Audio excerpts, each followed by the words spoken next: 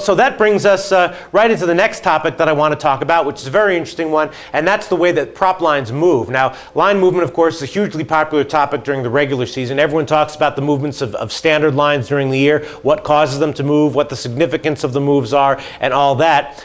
So let's talk a little bit about the way Super Bowl prop lines move. I guess A, how much do they tend to move, and B, what causes them to move? Now, the Super Bowl, of course, is one of those relatively rare events where public money can overwhelm sharp money and be the primary influence on line moves. So is that the same way with props? I mean, does the public move prop lines as well, or is it more the sharp money? I mean, you know, if you're talking about sharp guys taking out home equity loans to be able to get down as much as they can on the early lines, well, then obviously I would expect a ton of early movement and entirely due to sharp action, right? Oh, I'd say you need to go to the Hilton on Tuesday night.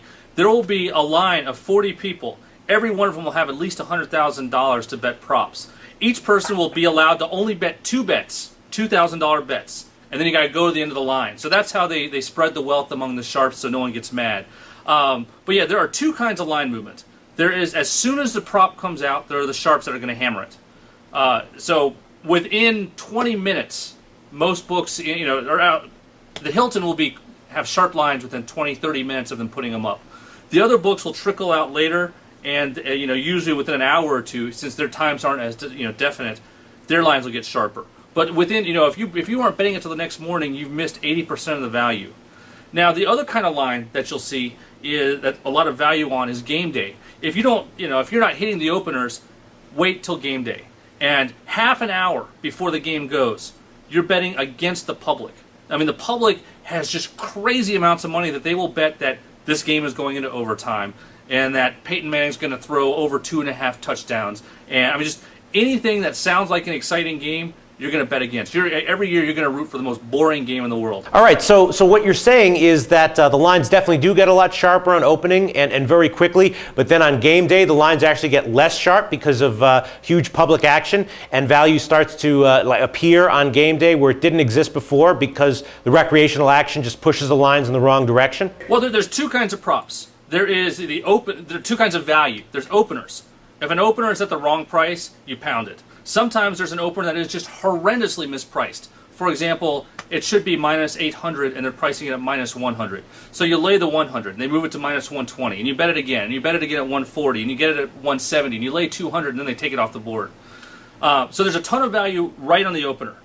But from between the opener and game day, there's not much value. So that is, if you go to a sports book and they had their props open yesterday and you missed it, there's not going to be much value there until game day. So during the weeks leading up to game day, during those weeks, the lines on those yes/no bets tend to be relatively accurate? Well, those no lines are relatively accurate as soon as they come out.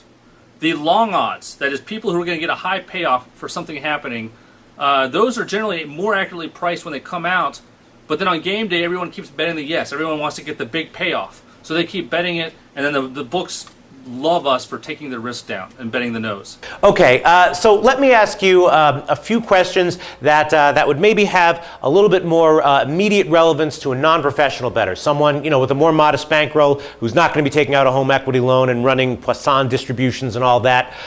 First of all, I guess I want to ask, is there any kind of prop that in your experience tends to consistently have value, a type of prop that stands out as one that you've had success with over the years, that someone might be able to find with decent value in the middle of the week, perhaps? Yeah. The most profitable kind of props are what are called the cross-sport props.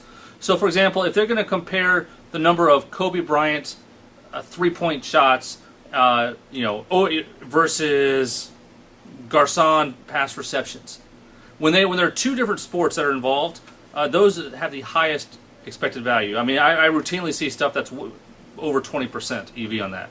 Okay, and those also aren't the kind of props that are necessarily going to get pounded immediately by sharp action as soon as they come out, because you don't really know exactly which cross-sport props they'll decide to post, right?